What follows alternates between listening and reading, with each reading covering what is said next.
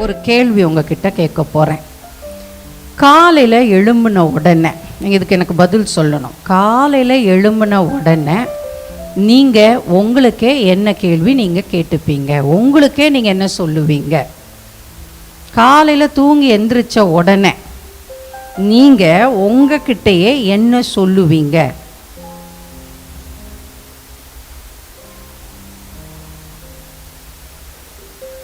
கர்த்தரோட பேசுகிறது அது ஒன்று. ஒரு நாள் ஆரம்பிக்கும் போது, ஒரு நேரத்தை ஆரம்பிக்கும் போது, சரி இந்த நாளை எங்களுக்கு கொடுத்தீரே உமக்கு ஸ்தோத்திரம் அப்படின்னு சொல்லி அவர் ஆரம்பிப்பாராம். நான் என்னுடைய வாழ்க்கையில் அநேக தோல்விகளை சந்தித்து தோல்வியான பாதையில் போய்கொண்டிருக்கிற நேரத்திலெல்லாம், இப்போ இல்லை, நான் சொல்லுறது 20 வருஷம் 22 வருஷத்துக்கு முன்பதாக உள்ள கதைகள்.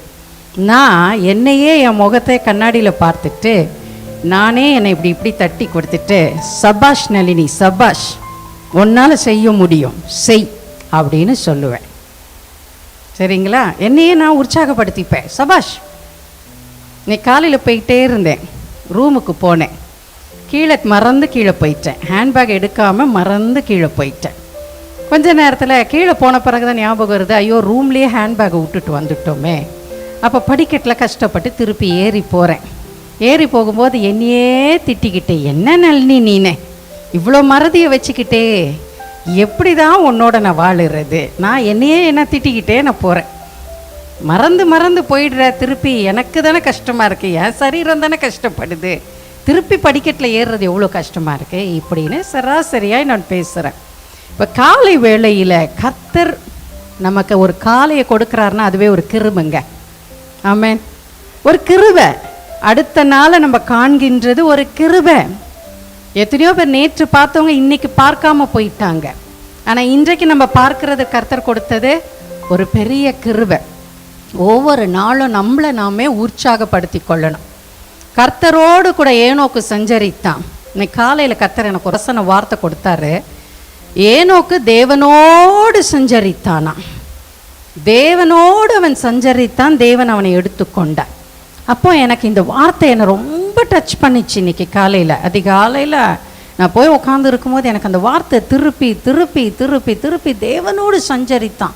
எவ்வளோ கொடுத்து வச்சவன், தேவனோடு நெருங்கி இருக்குனான். தேவ பிரசனம் அவனுக்கு ஏனோக்குக்கு எவ்வளோ இருந்திருக்கும். தேவனோடு பேசிக்கொண்டே இருந்திருப்பான், தேவனோடு உறவாடி இருப்பான், தேவனோடு அவனுடைய நேரத்தையெல்லாம் செலவு பண்ணியிருப்பான். அப்படின்ட்டு எனக்கு ரொம்ப ஆசையாக இருந்துச்சு. ஆண்டவரே, அந்த பாக்கியம் எனக்கு கிடைத்தா எவ்வளோ நல்லா இருக்கும். தேவ சமூகம், தேவ பாதம், தேவனோடு பேசிக்கிட்டு இருக்கிறது. மனுஷனோடு பேசும்போது அவங்க பேசுகிறது நம்மளை குத்திரும். மனுஷனோடு பேசும்பொழுது சண்டை வந்துடும். மனுஷனோடு பேசுகிற நேரத்தில் முறிவுகள் உண்டாகும், வேதனைகள் உண்டாகும். ஆனால் கர்த்தரோடு நீங்கள் பேசி பாருங்களேன், அந்த நேரம் அவ்வளோ இன்பமயமான ஒரு நேரமாக இருக்கும். தூக்க கலக்கத்தில் போய் நம்ம உட்காந்தா கூட அவரோடு பேச ஆரம்பிக்க ஆரம்பிக்க ஆரம்பிக்க அந்த 1 மணி நேரம் 1.5 மணி நேரம் அவ்வளோ ஒரு இன்பமயமான ஒரு நேரமாக இருக்கும். காலை வேளையில் ஒவ்வொரு நாளும் கர்த்தர் நமக்கு கொடுக்குற அந்த நாளில் ஸ்டார்ட் அப், காலையில் கொடுக்குற ஸ்டார்ட் அப், ஒரு ப்ரோக்ராமுக்கு கொடுக்குற ஒரு ஸ்டார்ட் அப், ஒரு நிகழ்ச்சிக்கு கொடுக்குற ஒரு ஸ்டார்ட் அப் ரொம்ப முக்கியம். ஒரு வேலைக்கு போகிற ஒரு ஸ்டார்ட் அப் ரொம்ப முக்கியம். உற்சாகத்தோடு நம்ம காலையில் கிளம்புகிறதற்கும், காலையில் அப்படியே கொஞ்சம் நம்மளே சோர்வுபடுத்தி நம்மளே அப்படியே தாக்கி அப்படியே நம்ம தொஞ்சி போய் நம்ம நாளை ஆரம்பிக்கிறதுக்கும் ரொம்ப வித்தியாசம் இருக்குங்க. ஆமென். அப்போ காலை வேளையில் ரொம்ப முக்கியம் நமக்கு நம்மை நாமே உற்சாகப்படுத்தக்கூடிய வார்த்தைகளை நாம் பேச வேண்டும். ஹல்லேலூயா. மோசே எப்படி பேசியிருப்பாரு நீங்கள் நினைக்கிறீங்க? நம்ம மோசையை போல மாறணும். மோசே என்ன பேசியிருப்பாரு தெரியுங்களா?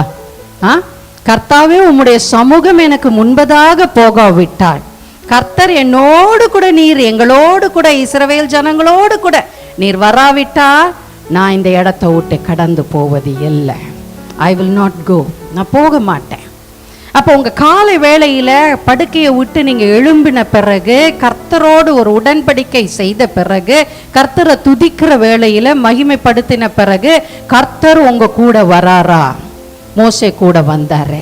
மோசேக்கு முன்பதாக அவருடைய சமூகம் கடந்து சென்றுச்சு.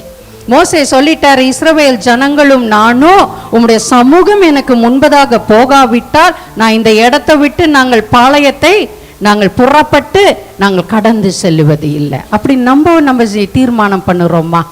காலையில் நம்ம வீட்டை விட்டு வெளியே போறதற்கு முன்பதாக, கர்த்தாவே எனக்கு முன்பதாக நீர் கடந்து செல்லும், என்னோடு கூட நீர் வாரோம், வரலைன்னா நான் இந்த இடத்தை விட்டு என் கூடாரத்தை பெயர்த்து நான் கொண்டு போகவே மாட்டேன். ரெண்டாவது பாருங்க, ஒரு தேவ மனுஷன் இருந்தான், ஆபிரகாம் இடத்துல கர்த்தர் பலியிடு, உன் மகனை, ஒத்தைக்கு ஒரு மகனை நீ பலியிடு என்று சொன்ன பொழுது ஆபிரகாம் அதிகாலையில எழும்பி தன் பிள்ளையாண்டானை அழைத்து கொண்டு அவன் போகும் பொழுது அந்த காலை வேளையில என்ன சொன்னாரு தெரியுமா? ஆபிரகாம், கர்த்தர் என் தேவைகளை அவர் பார்த்து கொள்வார். God will provide me. கர்த்தர் என் தேவைகளை அவர் பார்த்து கொள்ளுவார். பையன் கேட்கிறான், அப்பா மலைக்கு போறோம், பலியிட போறோம், ஆடு எங்கே? அவன் கேட்கும்போது அப்போ ஆபிரகாம் சொல்லுறாரு, கர்த்தருக்கு தெரியும் எனக்குரிய தேவை என்ன என்று கர்த்தருக்கு தெரியும், கர்த்தர் எனக்கு என் தேவையை சந்திப்பார். இப்படி நம்ம காலையில சொல்லுறோமா? இன்னைக்கு எனக்கு தேவை, இன்னைக்கு எனக்கு வேண்டிய காரியங்களை கர்த்தர் எனக்கு சந்திப்பார். யாக்கோபு என்கின்ற ஒரு தேவ மனுஷன் இருந்தான். இந்த யாக்கோபு என்கின்ற தேவ மனுஷன் பாருங்க, குடும்பத்தை எல்லாம் ஆற்றை கடந்து போக வைத்து விட்டான். முதல் மனைவியும் அவளுக்கு உரிய வேலையாட்களையும் அவளுடைய பிள்ளைகள் எல்லாம் ஆத்த கடந்து போக வைத்தான். பின்னாடி ரெண்டாவது மனைவியும் அவளுடைய பிள்ளைகளையும் அவளுடைய வேலையாட்களையும் கடந்து போக வைத்துட்டு அந்த இரவில் அங்க இருக்கிறான். அவன் இரவுல இருந்து அந்த அதிகாலை வேளையில பாருங்க, கர்த்தருடைய தூதனோடு கூட அவன் போராடுகிறான். போராடி சொல்லுகிறான், நீர் என்னை ஆசீர்வதித்தால் ஒழிய உம்மை நான் விடுவது இல்லை. நம்பிக்கையான வார்த்தை. இந்த காலை ஆரம்பிக்கிறது, இந்த புதிய நாள் துவங்குகின்றது. இதோ நான் இந்த இடத்துல பரிவாரங்களோடு கூட என்னுடைய சகோதரன் ஏசாவை நான் பார்க்க நான் இந்த ஆற்றை கடந்து நான் போக போகிறேன். காலை விடுகின்றது, என்னுடைய வாழ்க்கையில ஒரு விடியல் உண்டாக வேண்டும் என்று சொல்லி யாக்கோபு சொல்லுகிறான், கர்த்தாவே நீர் என்னை ஆசீர்வதித்தால் ஒழிய உம்மை நான் விடுவது இல்லை. ஒவ்வொரு நாளும் நம்ம சொல்ல வேண்டிய வார்த்தை, இந்த நாளில் நீர் என்னை ஆசீர்வதித்தால் ஒழிய, இந்த காலங்களில் நீர் என்னை ஆசீர்வதித்தால் ஒழிய உம்மை நான் விடுவது இல்லை என்று யாக்கோபு தேவனோடு காலை வேளையில சொல்லுகிறான். அப்ப நம்ம தீர்மானத்தோடு, கர்த்தாவே என் வாழ்க்கை நீர் ஆசீர்வதித்தே ஆக வேண்டும், என் குடும்பத்தை நீர் ஆசீர்வதித்தே ஆக வேண்டும். எத்தனை பேர் நம்ம கேட்டிருக்கிறோம்? எத்தனை பேர் போராடி கேட்டு இருக்கிறோம்? அவன் கேட்டான், அவன் கர்த்தருடைய தூதனுடைய கால்களை பிடித்து கொண்டு, என் கால் உம்முடைய கால்களை நான் விட மாட்டேன், நீர் என்னை ஆசீர்வதித்தால் ஒழிய. நம்ம காலையில கேட்கணும்.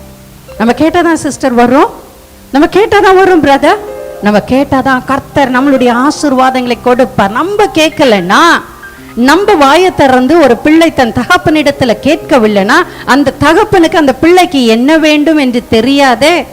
அந்த பிள்ளைக்கு அன்னைக்கு ஒருவேளை ஆசை இருந்திருக்கலாம், எனக்கு இன்னைக்கு சாக்லேட் சாப்பிடணும்னு ஆசை. ஆனா அந்த பிள்ளை வாயை திறந்து தகப்பனிடத்திலயோ தாயிடத்திலயோ எனக்கு சாக்லேட் வாங்கி தாங்க மம்மி அப்படின்னு அது கேட்கலன்னா அந்த மம்மிக்கு எப்படி தெரியும்?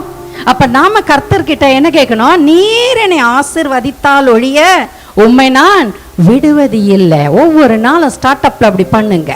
ஸ்டார்ட் அப்ல கர்த்தரிடத்துல சொல்லுங்க, போராடுங்க, நீர் இன்றைக்கு என்னை ஆசீர்வதிக்கணும். நேற்றைய உள்ள ஆசீர்வாதங்கள் நேற்றைய தினத்திற்கு, இன்றைக்குரிய ஆசீர்வாதங்கள் எனக்கு இன்றைக்கு நீர் கொடுத்தே ஆக வேண்டும். சாமுவேல் என்கின்ற ஒரு தேவ ஊழியன் சின்ன பிள்ளையாண்டானாக அவன் இருக்கிற பொழுது அவன் கர்த்தரை பார்த்து என்ன சொன்னான் தெரியுமா? கர்த்தாவே நீங்க சொல்லுங்கப்பா, அடியே கேட்கிறேன், நீங்க சொல்லுங்க. நம்ம என்னைக்காவது அப்படி கேட்டிருக்கோமா? அதிகாலையில் போய் உட்காந்துருவோம் ஜெபத்துல, லிஸ்ட் போட்டுருவோம், மளிகை ஜாமான் லிஸ்ட் மாதிரி, எனக்கு இது வேணும் இது வேணும், இந்த பிரச்சனை, இந்த போராட்டம், இந்த கவலை, இந்த பாடு, இதிலெல்லாம் எனக்கு விடுதலை கொடுங்க, இதிலெல்லாம் என்னை மீட்டு கொள்ளுங்க, இதெல்லாம் என் தேவைகள், இதெல்லாம் சந்திங்கன்னு தான் நம்ம சொல்லியிருக்கிறோம ஒழிய, என்னைக்காவது அதிகாலையில போய் கர்த்தர் பாதத்துல போய் உட்காந்துட்டு சாமுவேல் சொன்னது போல கர்த்தாவே சொல்லும், அடியே கேட்கிறேன். ஆண்டவருக்கு சான்ஸே கொடுக்கறது கிடையாது. ஆண்டவர் பேசினாதானே நம்மளை ஆசீர்வதிக்க முடியும். ஆண்டவர் நம்மோடு இடைப்பட்டாதானே ஆண்டவர் ஆசீர்வதிக்க முடியும். அப்ப நம்ம இடைப்படுகிறதற்கு நம்ம நேரமே கொடுக்கிறது இல்லை. ஆனா சாமுவேல் அழகாய் கற்றுக் கொடுக்கிறாரு. கர்த்தாவே சொல்லும், அடியேன் கேட்கிற, அடியாள் கேட்கிற ஆண்டவரே.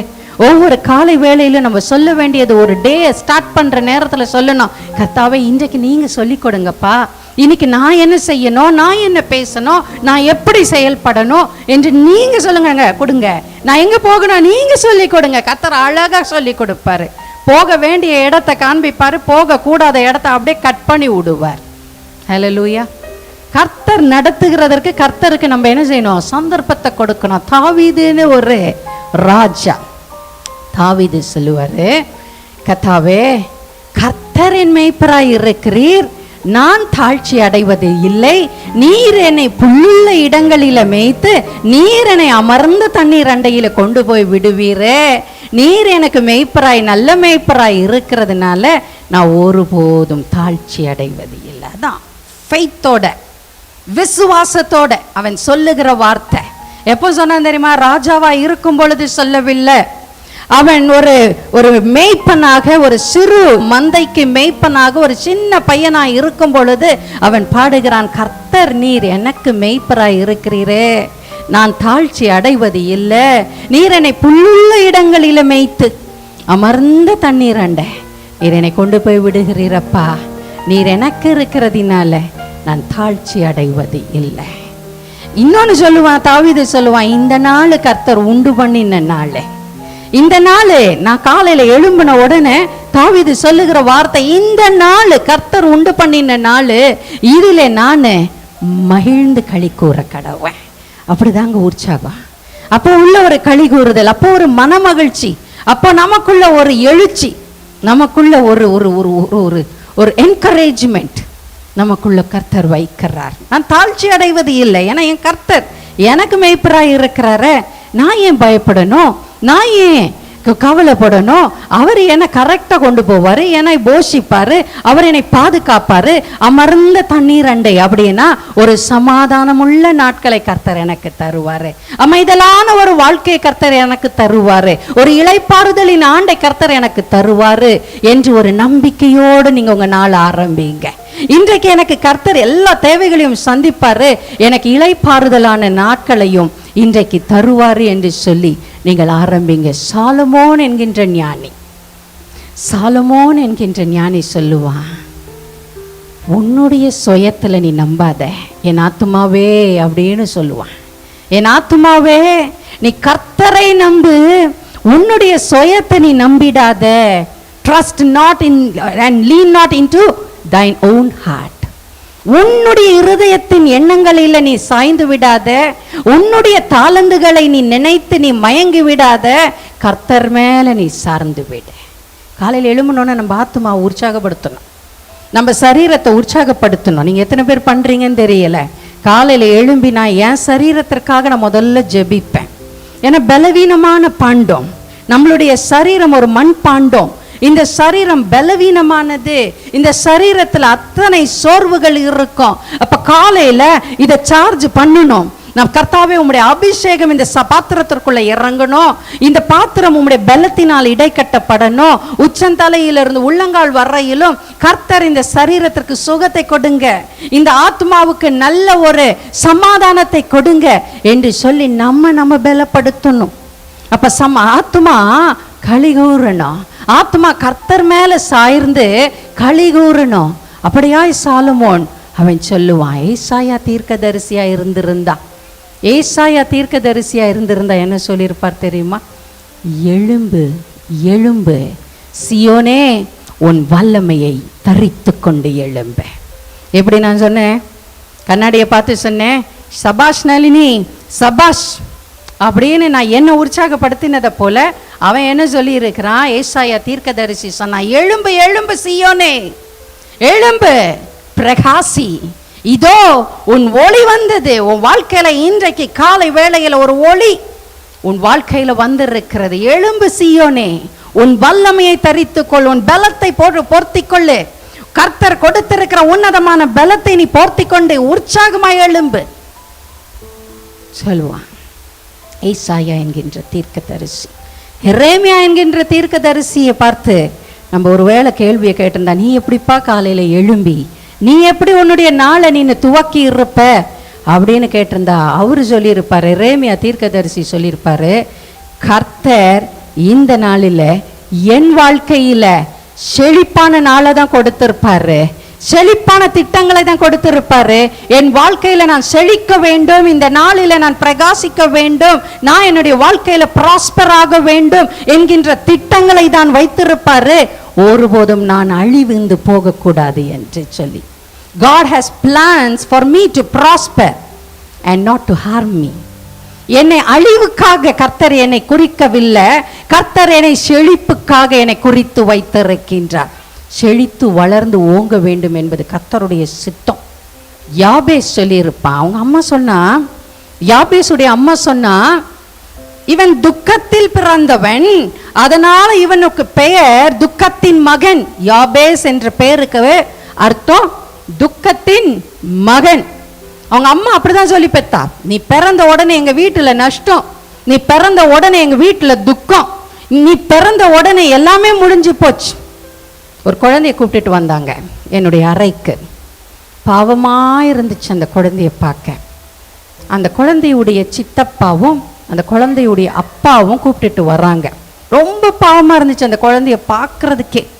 அதுக்கு ஒரு 3-4 வயசு இருக்கும். என் அறைக்கு அழைத்து கொண்டு வர்றாங்க. அந்த தகப்பன் கிட்ட கேட்குறேன், அம்மா எங்க அப்படின்னு நான் கேட்குறேன். அவர் சொல்றாரு, இந்த பிசாசு பிறந்துச்சு அந்த நேரத்திலேயே அவ செத்து போயிட்டா.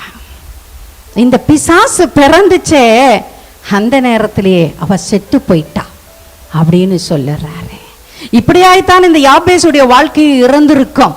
துக்கத்தில் இவனை நான் பெற்றெடுத்தேன், ஆனபடினால் இவன் துக்கத்தின் மகன் என்று சொல்லி யாபேஸ் என்று தன் தாய் பேரிட்டா. ஆனா யாபேஸ் விடல.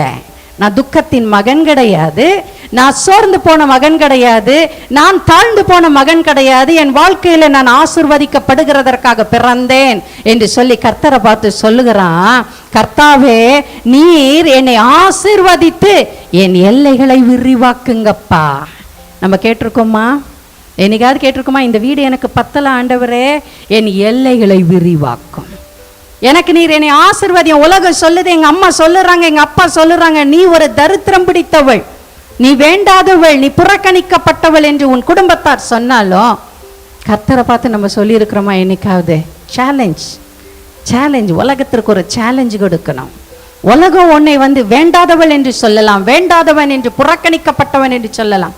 ஆனா கர்த்தர் இடத்துல நம்ம சொல்லணும், அந்த ஜனங்களுக்கு முன்பதாக நான் சாட்சியாய் நிற்க வேண்டும் என்று சொல்லணும். யாபேஸ் அப்படி சொன்னான், என் எல்லைகளை விரிவாக்கி கொடும், நீர் என்னை ஆசீர்வதித்து expand my territories O God, என்னை நீர் ஆசீர்வதித்து என் எல்லைகளை விரிவாக்கும் என்று சொல்ல வேண்டாம்.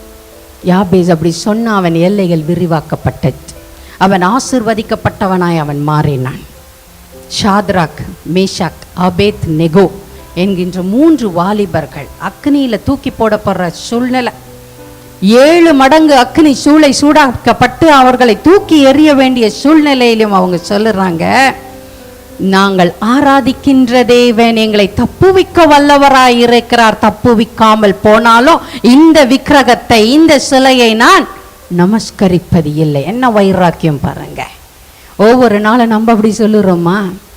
கர்த்தர் என்னை தப்புவிக்க வல்லவராய் இருக்கிறார், நான் இடைவிடாமல் ஆராதிக்கிற தேவன் என்னை தப்புவிக்க வல்லவராய் இருக்கிறார் சொல்லணும். இன்னைக்கு காலையில பிசாசு எனக்கு கண்ணிகளை வைத்திருந்தாலும், சத்ரு எனக்கு விரோதமாக வலைகளை வீசிக்கொண்டு இருந்தாலும், கர்ஜிக்கிற சிங்கத்தை போல சத்ருவானவன் என்னை விழுங்குவதற்கு வகை தேடி சுற்றி கொண்டு இருந்தாலும், ஷாத்ராக், மேஷாக், ஆபேத் நேகோ சொன்னதை போல நாங்கள் ஆராதிக்கிற எங்கள் தேவன் எங்களை தப்புவிக்க வல்லவராயிருக்கிறார். தீர்மானம், ஃபெய்த்.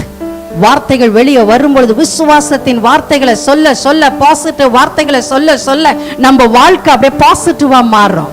நெகட்டிவான வார்த்தைகளை பேச பேச நம்ம நாவிலிருந்து நம்ம சொல்லுகிற அறிக்கைகள் நம்மளுடைய வாழ்க்கையில அப்படியே நிறைவேறிவிடும். அதே நேரத்தில் வாழ்க்கையில பாசிட்டிவா, ஃபெய்த்தோட, விசுவாசத்தோட நம்ம சொல்ல சொல்ல சொல்ல அந்த வார்த்தைகள் அப்படியே நம்ம வாழ்க்கையில நிஜப்படும். ஹல்லேலூயா. எத்தனை பேர் நம்புறீங்க? எத்தனை பேர் நம்புறீங்க? எசேக்கியலா இருந்திருந்தா அந்த எசேக்கியல் இடத்துல போய் பார்த்து ஒரு கேள்வி நம்ம கேட்டிருந்தோம்னா எசேக்கியல் சொல்லியிருப்பான், உலர்ந்த எலும்புகளே உயிரடையுங்க. நமக்கு எலும்பெல்லாம் உலர்ந்து போயிருக்குது இல்ல, சோர்ந்து போயிருக்கிறோம். சில நேரம் நம்ம குடும்பத்துல இருக்கிற பிரச்சனைகளை பார்த்து நம்ம எலும்புகள் கூட உலர்ந்து போய்விடும். நாக்கு அப்படியே ஒட்டி கொள்ளும்.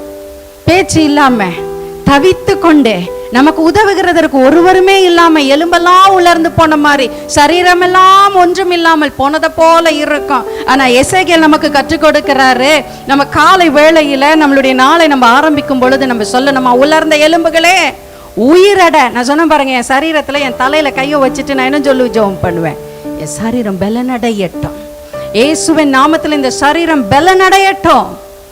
எசேக்கியேல் அப்படியாய் அவன் தீர்மானத்தோடு சொல்லுகிறான், உலர்ந்த எலும்புகளே உயிரடைய. நம்ம அப்படியாய் நம்மளை உற்சாகப்படுத்த வேண்டும், அப்படியாய் நம்முடைய வார்த்தைகள் வர வேண்டும், அப்படியாய் நம்மளுடைய வார்த்தைகள் நாவிலிருந்து வருகிற வேளையில உண்மையாய் சொல்லுறேன், நம்ம விசுவாசத்தை நமக்குள்ள அதிகரித்து கொண்டே விசுவாசத்தோடு கூட பேசுகிற ஒவ்வொரு வார்த்தைகளும், நாம் தியானிக்கிற ஒவ்வொரு வார்த்தைகளும் நம்ம வாழ்க்கையை உருவாக்கிவிடும். ஹல்லேலூயா. எந்திரிச்சு நிற்போமா. உருவாக்கக்கூடிய வார்த்தைகள் உங்ககிட்ட இருக்கு, நம்ம கிட்ட இருக்கு, வேத புத்தகத்துல இருக்கு, நம்முடைய வார்த்தையில இருக்கு, வசனத்துல இருக்கு, தேவன் நமக்கு கொடுத்திருக்கிற அந்த கிருபையில இருக்கு. இயேசு சொல்லுறார், நானே வழியும் சத்தியமும் ஜீவனுமா இருக்கிறேன். நமக்கு ஜீவனை கர்த்தரே வழியை காண்பிச்சிருக்கிறார், உண்மையை சத்தியத்தை அவர் தான் காண்பித்திருக்கிறாரு, நித்தியத்தை அவர் தான் காண்பிச்சிருக்கிறார். அப்ப நம்ம கிட்ட இருக்கு, நம்ம நாவின் அதிகாரம் நம்ம நாவல இருக்குதுங்க. கர்த்தர் கொடுக்கிற அதிகாரம் நம் நாவல இருக்கிறது, நாம் அதை பயன்படுத்தி கொள்ள வேண்டும். நம் விசுவாசத்தின் வார்த்தைகளினால பேசணும், விசுவாசத்தின் வார்த்தைகளினால தியானிக்கணும், விசுவாசம் உள்ள வார்த்தைகளினால நாம் நம்மை உற்சாகப்படுத்தும் பொழுது நம்ம வாழ்க்கை அப்படியே ஆசீர்வாதமாய் மாறும். ஹல்லேலூயா. என்னை யாருக்கும் பிடிக்கலங்க, நான் உயிரோட இருந்தா என்ன, செத்தா என்ன, இதெல்லாம் நம்மளை அப்படியே கீழே தள்ளுகிற வார்த்தைகள். நான் வாழுற வாழ்க்கை அது ஆண்டவருக்காக வாழுவேன், நான் சாதிக்க போகிறதே என் தேவனுக்காக சாதிப்பேன் அப்படின்னு நம்மை உற்சாகப்படுத்தி பேசுகிற வார்த்தைகள் நம்மை பலப்படுத்தும், நம்மை கொண்டு பலருக்கும் ஆசீர்வாதத்தை கொடுக்கும். கண்களை மூடுவோம். ஸ்தோத்தரிக்கிறோம் ராஜா, நன்றியோடு உம்மை நாங்கள் துதிக்கிறோம், உம்மை ஸ்தோத்தரிக்கிறோம் கர்த்தாவே. ஜீவனுள்ள வார்த்தைகள், சத்தியமுள்ள வார்த்தைகள், நித்தியத்திற்கு வழி நடத்தக்கூடிய வார்த்தைகள் உம்மிடத்துல உண்டு என்பதை நாங்கள் அறிந்து கர்த்தாவே, இதோ இந்த வேளையிலும் ராஜா நீர் எங்களுக்கு கற்றுக் கொடுத்திருக்கிற வெளிப்பாடுகளுக்காக உமக்கு நன்றி செலுத்துகிறோம். ஆழத்திலிருந்து நீர் கற்று வெளிப்படுத்தக்கூடிய உம்முடைய சத்தியங்களுக்காக நன்றி செலுத்துகிறோம். தேவரீர் ஒவ்வொரு பாத்திரங்களும், தேவ மனுஷர்களும், பரிசுத்தவான்களும் வேதத்தில் இருந்து எங்களுக்கு எடுத்துக்காட்டாய் நீர் கொடுத்திருக்கிற ஒவ்வொருவருடைய வாழ்க்கைக்காகவும் சாட்சிக்காகவும் உமக்கு நான் நன்றி செலுத்துகிறேன். அந்த தேவ மனிதர்களின் வாழ்க்கையிலிருந்தும் தேவ ஊழியக்காரர்களின் வாழ்க்கையிலிருந்தும் நாங்கள் அவர்களுடைய அடிச்சுவட்டுகளை நாங்கள் பின்பற்றி செல்ல, அவர்கள் விட்டு சென்ற சாட்சிகளை நாங்களும் எங்கள் வாழ்க்கையில நாங்கள் பிடித்து கொள்ள, அதன் வழியில நாங்கள் நடக்க, இதோ இந்த வேளையில நாங்கள் எங்களை அர்ப்பணித்து நாங்கள் செபிக்கிறோம். வீரமுள்ள வார்த்தைகள் எங்கள் நாவில ஒவ்வொரு நாளும் உண்டாவதாக கர்த்தாவே. வெளிச்சத்திற்கு கொண்டு வரக்கூடிய வார்த்தைகளை பேச, வெளிச்சத்திற்கு கொண்டு வரக்கூடிய வார்த்தைகளை நாங்கள் தியானிக்க எங்களை கொண்டு ஆண்டவரே, என் தேவன் எங்களை கொண்டு கர்த்தாவே நீ செய்ய நினைத்திருக்கிற அநேக காரியங்களுக்கு ஆதாரமாக தேவரீர் நாங்கள் உம்முடைய பிரசன்னத்துல உம்முடைய வார்த்தையில நாங்கள் நிலைத்து நிற்க எங்களுக்கு கிருபை பாராட்டும். தாழ்த்தி ஒப்பு கொடுக்கிறேன்ப்பா ஆண்டவரே. இதை காண்கின்ற ஒவ்வொரு பிள்ளைகளையும் என் தேவன் இப்பொழுது நீர் ஆசீர்வதிக்கும்படியா நான் வேண்டிக் கொள்ளுகிறேன். யாபேசு சொன்னானே, கர்த்தர் நீர் என்னை ஆசீர்வதித்து என் எல்லைகளை நீர் விரிவாக்க வேண்டும் என்று சொன்னானே, அப்படியா எங்கள் எல்லைகளை நீர் விரிவாக்கும்படியாக, உம்முடைய பிள்ளைகளுடைய எல்லைகளை நீர் விரிவாக்கும்படியாக நாங்கள் வேண்டிக் கொள்ளுகிறோம் ராஜா. நாங்கள் உயிரடைய, எழும்பி பிரகாசிக்க, ஒளி வரத்தக்கதாக உமக்கு சாட்சியாய் நாங்கள் எழும்பக்கூடிய பாத்திரங்களாக எங்களை மாற்றுங்கப்பா, ஆசீர்வதிங்கப்பா. தாழ்த்தி ஒப்பு கொடுக்கிறோம். அற்புதங்களை செய்யுங்க. என்னென்ன தேவையோடு இதோ என்னோடு கூட இணைந்து ஜெபித்து கொண்டு இருக்கிறார்களோ அவர்கள் தேவைகளை கர்த்தர் சந்திப்பீராக. வியாதிகளை தொட்டு குணமாக்குவீராக. சரீரத்தில் இருக்கிற பாடுகளை கர்த்தர் தொட்டு இப்பொழுது வியாதிகளில் இருந்து விடுதலையை கொடுக்கும்படியாய் நான் வேண்டிக் கொள்ளுகிறேன். தாழ்த்தி ஒப்பு கொடுக்கிறேன். என் தேவநாமம் மாத்திரம் மகிமைப்படட்டும். அற்புத ஞாதர் இயேசு கிறிஸ்துவின் வல்லமையுள்ள நாமத்தில் நாங்கள் வேண்டிக் கொள்ளுகிறோம் எங்கள் ஜீவன் உள்ள நல்ல பிதாவே, ஆமென். விஞ்ஞான் ஊழியம் நடத்தும் இடைவிடாத ஜெபம், நான் ஸ்டாப் பிரேயர். தினமும் மதியம் 12 மணி முதல் 1 மணி வரை தேசத்திற்காக, ஊழியர்களுக்காக, திருச்சபைகளுக்காக திறப்பில் நின்று ஜெபிக்கும் அனுதின ஜெபம். பங்கேற்பீர். விஞ்ஞான் ஊழியங்கள், மந்தவெளி பஸ் டிப்போ அருகில். மேலும் விவரங்களுக்கு 9962623333 என்ற தொலைபேசி எண்ணை தொடர்பு கொள்ளவும். வினியார்ட் ஊழியத்தின் ஞாயிறு ஆராதனை சகோதரர் வினித்துடன் சகோதரி வினிதா மற்றும் சகோதரர் ரோஷன் இணைந்து நடத்தும் வல்லமையான துதி ஆராதனையும், போதகர் டி வில்சன் அவர்களின் ஆசீர்வாதம் அளிக்கும் ஜபத்திலும் மற்றும் உங்களை சத்தியத்தின் வழியில் நடத்திட சகோதரி நளினி வில்சன் அவர்களின் தேவ செய்தியும் அளிக்க இருக்கிறார்கள். முதல் ஆராதனை காலை 9:30 மணி முதல் 11:30 மணி வரை நடைபெறும் இடம் number 7 south canal bank road, Mandaveli bus depot அருகில், சென்னை 28. இரண்டாம் ஆராதனை மாலை 6 மணி முதல் 7 மணி வரை நடைபெறும் இடம் வினியார்ட் ஊழியம், பெத்தேல் நகர், ஈஞ்சம்பாக்கம், சென்னை 115. நீங்கள் அனைவரும் வந்து ஆசீர்வாதம் பெற உங்களை அன்போடு அழைக்கிறோம்.